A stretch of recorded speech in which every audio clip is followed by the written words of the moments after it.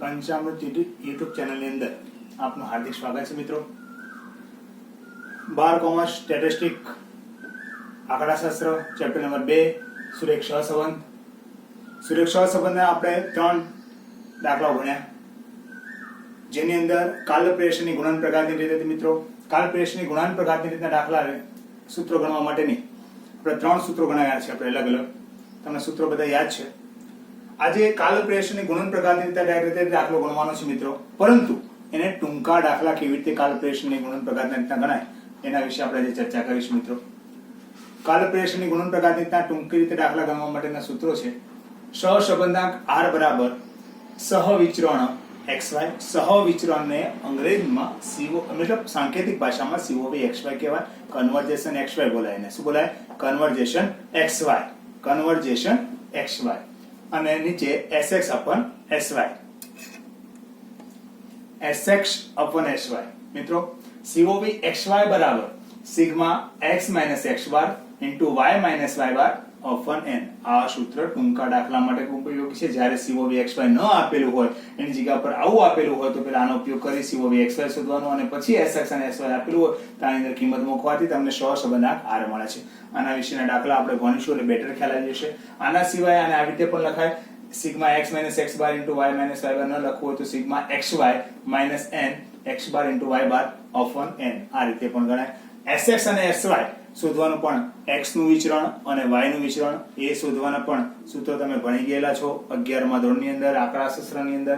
ફરી એકવાર sx બરાબર x નું વિચરણ કહેવાય વર્ગમૂળની અંદર સિગ્મા x - x બાર હોલ સ્ક્વેર upon n અને sy બરાબર વર્ગમૂળની અંદર સિગ્મા y - y બાર નો હોલ સ્ક્વેર upon n મિત્રો।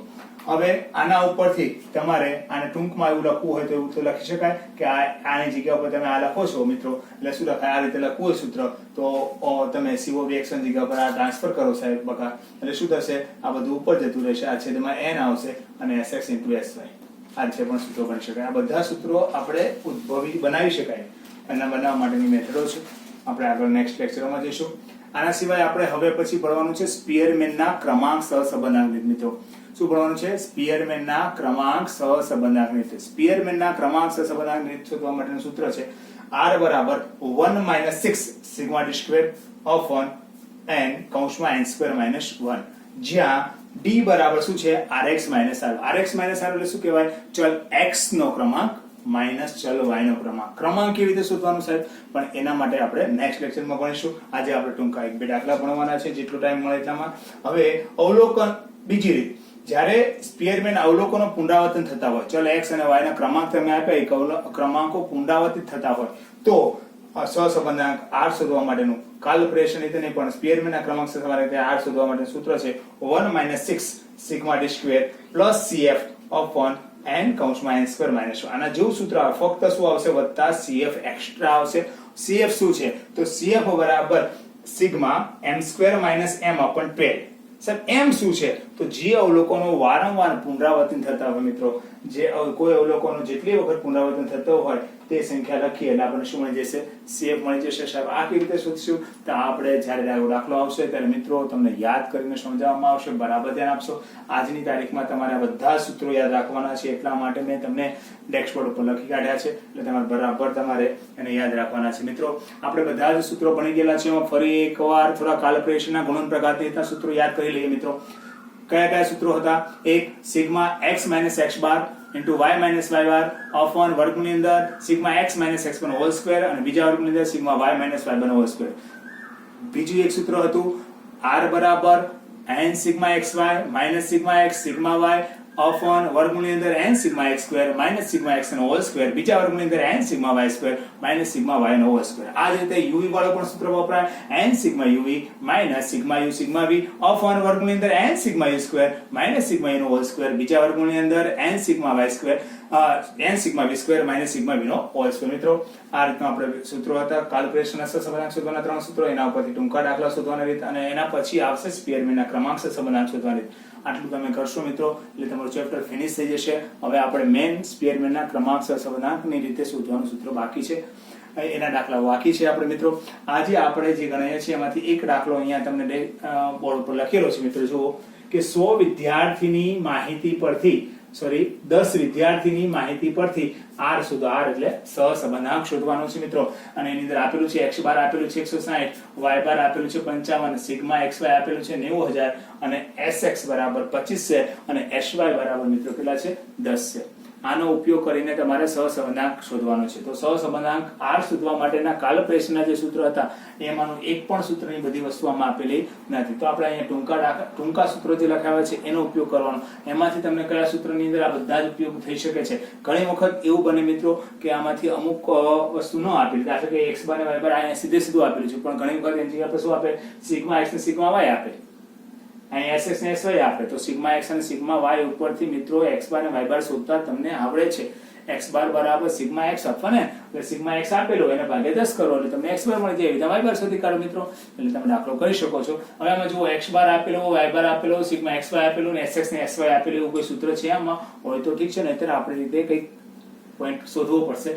x બાર ને y બાર આપેલું છે, આ x બાર y બાર છે સાહેબ, સિગ્મા xy એ પણ છે સાહેબ, xx અને xy એ પણ છે, એટલે મતલબ આ સૂત્ર લાગુ પડશે ને મિત્રો. તો આપણે સહસંબંધાંક r શોધવા માટેનું સૂત્ર છે r બરાબર sigma xy minus n x bar into y bar upon n sx into xy.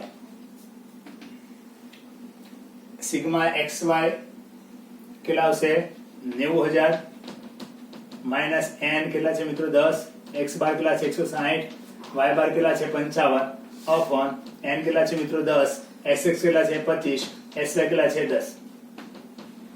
હવે શું કરવાનું છે, ગુણાકાર કરવાનો છે. હા મિત્રો, જો ગુણાકાર કરવાની વાત આવે એટલે તમારી પાસે તો નાનકડું અમથું કેલ્ક્યુલેટર વાપરો છો તમે એટલે વાંધો નથી આવતો, પરંતુ જો તમારે પોતાનું માઇન્ડથી ઝડપથી ગુણાકાર કરવો હોય મિત્રો તો એના માટે મેં આપને સ્પેશિયલ લેક્ચરો લીધેલા છે.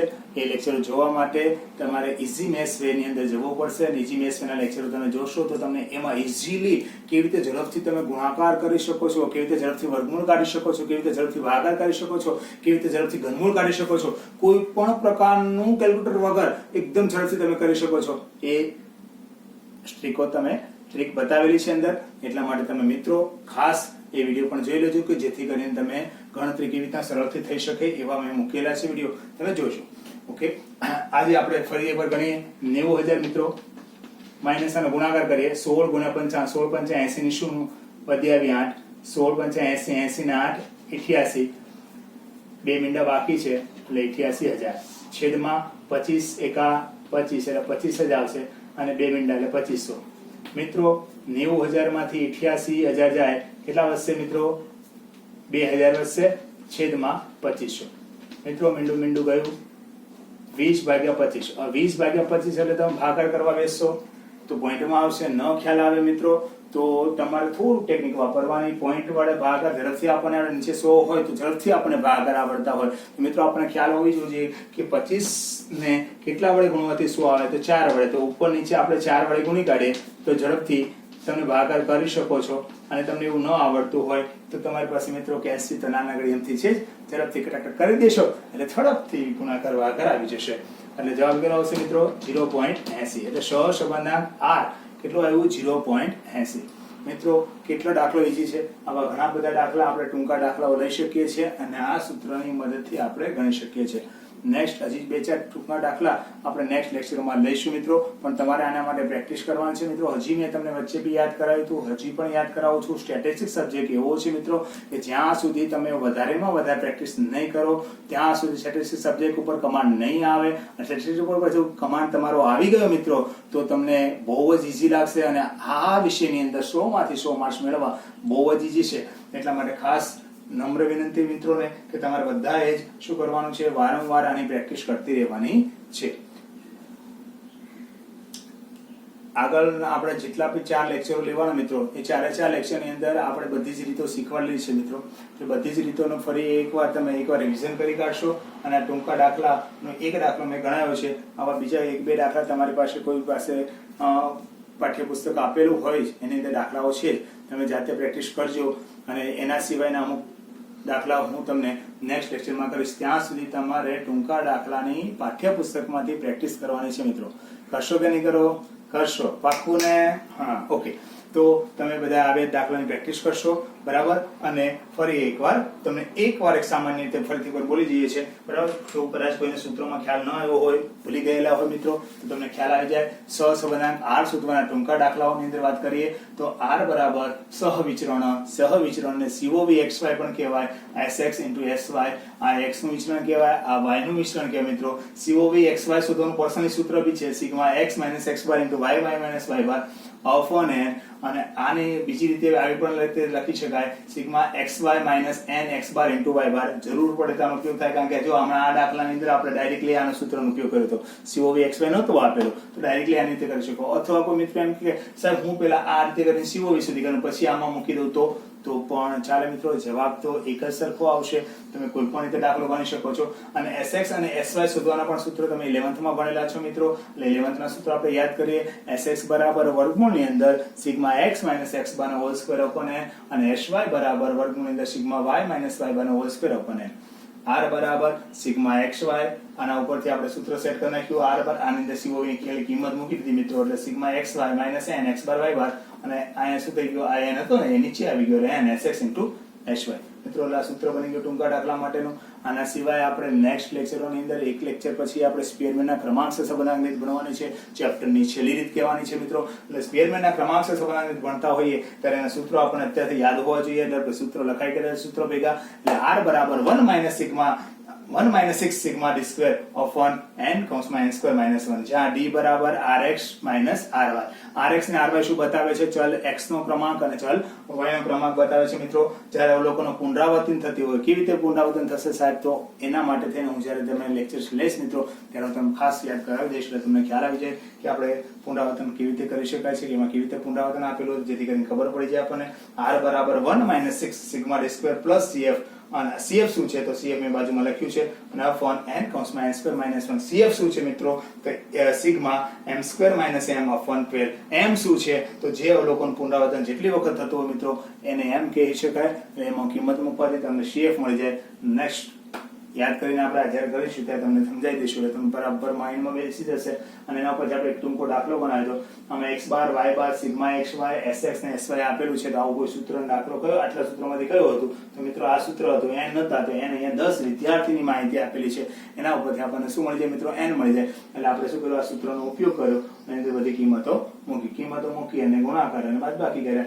મેં તમને કીધું પ્રમાણે કેલ્સીનો ઉપયોગ કર્યા વગર પણ તમે ગુણાકાર ભાગાકાર સ્પીડી રીતે કરી શકો છો. એ સ્પીડી તમારે ગુણાકાર ભાગાકાર શીખવા હોય મિત્રો, તો તમારે આ જ ચેનલની અંદર તમારે અંદર સ્પેશિયલ ઇઝી મેથ્સ વે ના દાખલા આપેલા છે. મેથ્સ વે ઇઝી, બરાબર છે, એવી રીતના કરીને આપેલું છે. એની અંદર તમે યુટ્યુબમાં એના ચેનલોમાં વિડીયો જોશો મિત્રો, તો તમને એની અંદર શોર્ટકટ કેવી રીતના ઝડપથી ગુણાકાર થઈ શકાય, કેવી રીતના ઝડપથી ભાગાકાર થઈ શકાય, એ બધી રીતો અમે ધીમે ધીમે અંદર મૂકીએ છીએ અને તમે જોતા રહેજો મિત્રો, જેથી કરીને તમને ઇઝીલી તમે કરી શકો છો. અને જ્યારે એન્ટ્રન્સ પરીક્ષા હોય, કોઈ બહારની પરીક્ષા, બાહ્ય પરીક્ષા આપતા હોય મિત્રો, એ લોકો તો ખાસ એ જે મેથ્સ વે વાળી જે ચેનલ છે, આ ચેનલની અંદર પંચામૃતના સ્કૂલના જે ચેનલ છે એની અંદર જ મેથ્સ વે કરીને મૂકેલું છે. એની અંદર તમે ભાગ 1 થી બધા ભાગ જોશો, ભાગ 1, ભાગ 2, ભાગ 3 એવી રીતે આપેલા છે બધા, અને તમે જોશો તો તમને બધું જ અંદર ખ્યાલમાં આવી જશે મિત્રો. અહીંયા હવે આપણે લેક્ચરની સમાપ્તિ કરીએ છીએ.